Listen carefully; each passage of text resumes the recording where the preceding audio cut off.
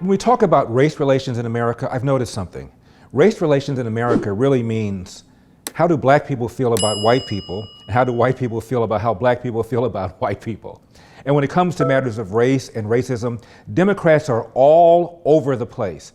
Check out then long shot candidate Barack Obama, 2008. How important is race in defining yourself? I am rooted in the African American community, but I'm not defined by it. I am comfortable in my racial identity, but that's not all I am. You think the country's ready for a black president? Yes.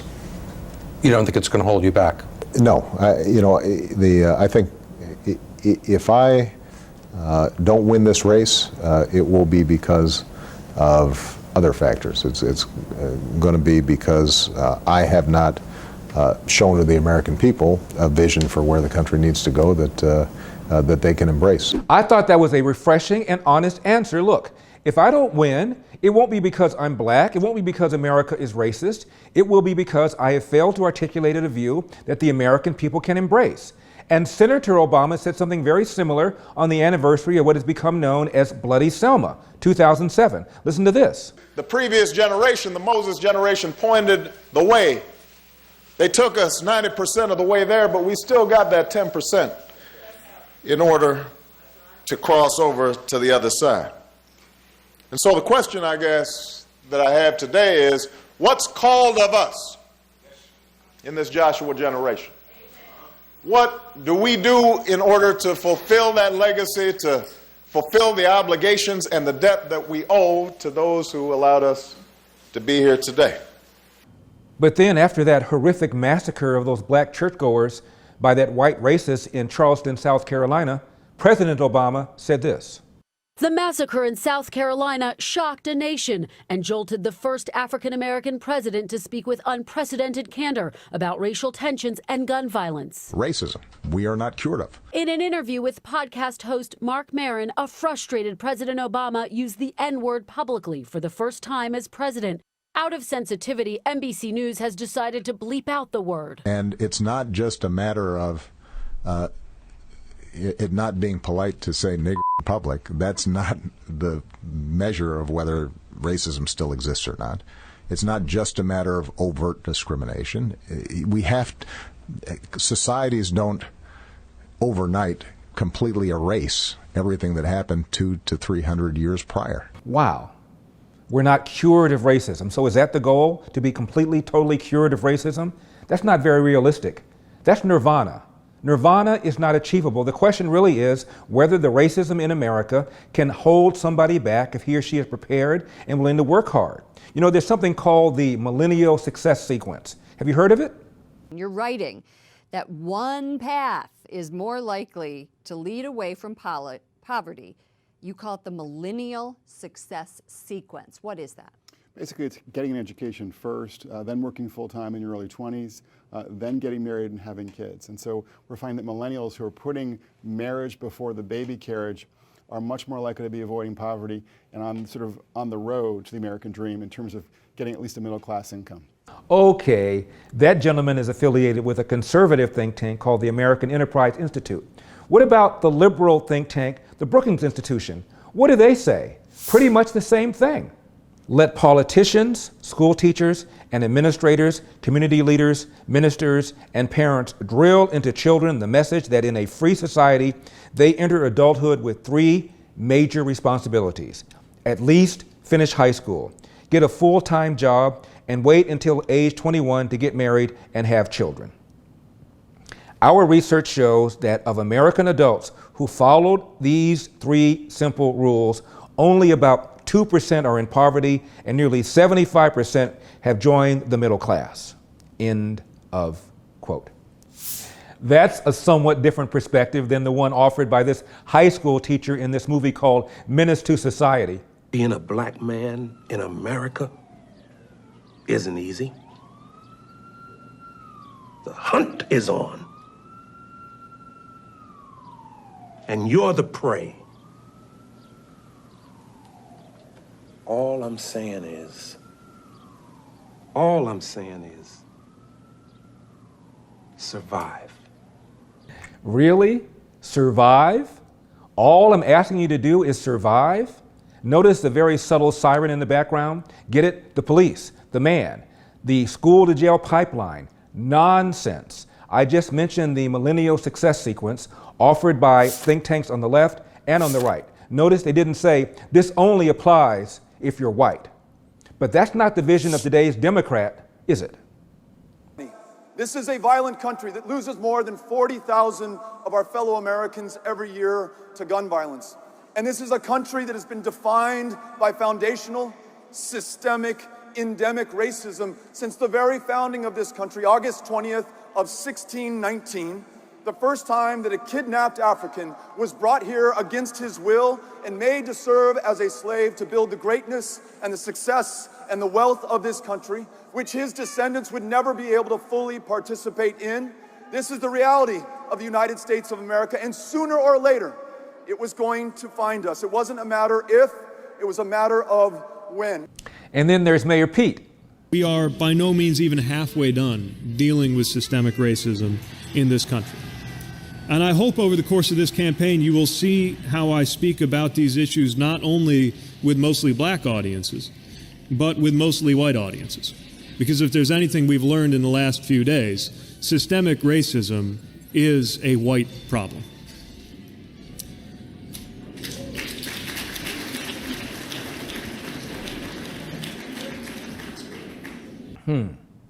Systemic racism.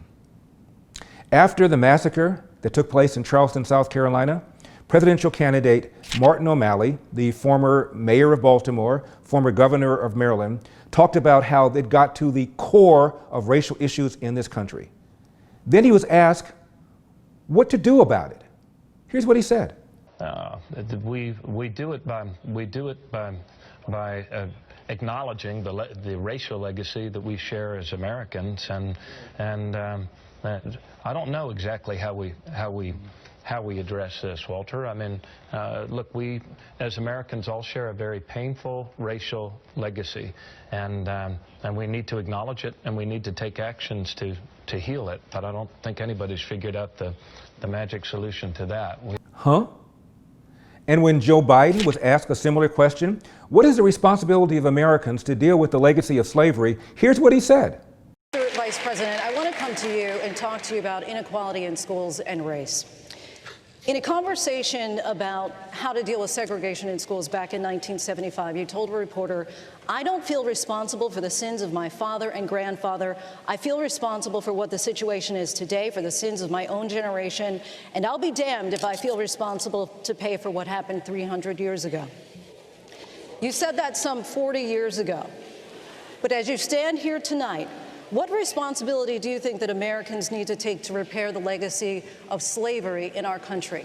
Well, they have to deal with look, there is institutional segregation in this country. And from the time I got involved, I started dealing with that.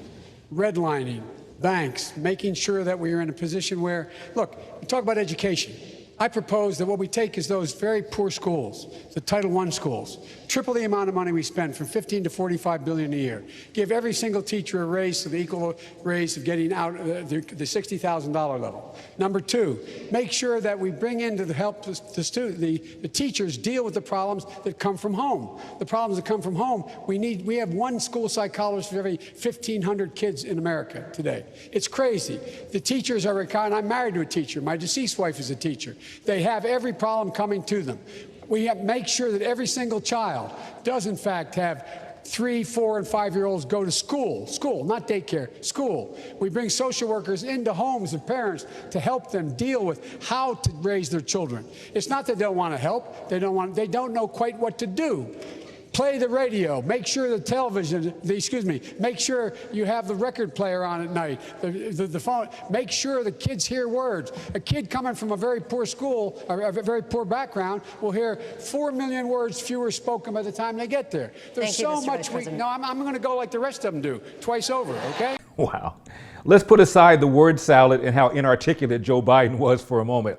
What he was really saying when you sort it all out is, look, follow the Millennial success sequence. It's not about reparations. It's about the home. It's about how hard you're willing to work. Finish high school. Don't have a kid before you get married, and get a job, keep a job. He said, follow the millennial success sequence. But then there's the co-host of The View, Sonny Hoskins. Listen to this. And then I think the other message that he said, which was we are past kneeling, is inappropriate in the sense that if you think about it, the leading cause of death for young black men, one of the leading causes of death between 2013 and 2018 is police brutality. And that's what he was kneeling for. And that's what he was kneeling for. So the mere suggestion that we are past kneeling is ridiculous. See, and I think it was very insensitive for him to say that as the mother of a young black man. What? Police brutality still a leading cause of death for black males? Are you kidding me? In 2016, according to the Huffington Post, you know how many blacks were killed by the police? 233.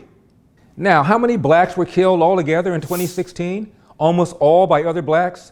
7,881, according to the FBI. Now then, what's the line? President Trump got elected by appealing to white racists. But check out this honest admission by Trump hater Chris Matthews of MSNBC Hee Haw. I do understand President Trump as much as any of us do. He always shoots the moon. He does the thing in the contest of ideas and politics that the other people don't do. Here he is sitting with a hip hop guy who apparently has got some sort of bizarre politics that fine. I think it runs against the idea that he's a racist. It runs against the idea that Trump doesn't like minorities, that he's going after Harona, going after Maxine Waters, going after the usual suspects, if you will, in politics in a sort of a racial way. And here he is flipping it and confusing people. But mainly it's for white people, because white people won't vote for a guy, most of them, if they think they're racist. Chris Matthews is simply being honest, even though he's a Trump hater. What he's saying is, look, white people will not vote for a racist. White people will not vote for David Duke. So by calling Donald Trump a bigot and a racist and saying Donald Trump is appealing to racists, is using a dog whistle to racism, would be counterproductive. It is nonsense. Let's knock it off. Now let's talk about some real racism. How about the kind of racism experienced by the great Satchel Paige, who didn't make it into the so-called major leagues until he was 42 years old in 1948. Listen to this. Well, what kind of racial abuse did you get when you were with Cleveland? Did people ever yell any nasty race stuff at you? Well, one or two the baseball clubs did it, not the people in the fan. I heard got a couple of cracks from the baseball clubs. And what did they say? They said nigga, that's like that. Yeah, but I used to try to get my goat. I don't much blame them. I know it was all about it. There's some people I really know, too, I wouldn't call their name for nothing in the world. Because they're too big a men, and they're still living, too, right now. And you know them, too. You know them well, too, and you wouldn't think they said it. But they're trying to say anything to get my goat to keep me from beating them. See, because I didn't drop it one game there, you know. That first year I got in there. And that was kind of hard for a stranger to come in there and strike out the men like I was striking out in there, you know. Understand me? That's pretty rough to take. So they'd say anything. They didn't care what to say. For that kind of time, they could have got me roused up, you know, where I'd walk somebody, I had to come out. That's what they were trying to do. And finally, we're in trouble when things are so PC that witnesses to a crime will not tell the police the race of the suspect for fear that the detective, who is black, will call them racist. Watch this scene from a movie called Sour Grapes. He heard a scream and saw a man run down the block. Can you describe it? Well, he was, he was, black? He happened to be black. I'm sorry. Next time he'll be white. Maybe Chinese. I'm Larry Yoder, and this has been the Larry Yoder Show for Epic Times. I'll see you next time.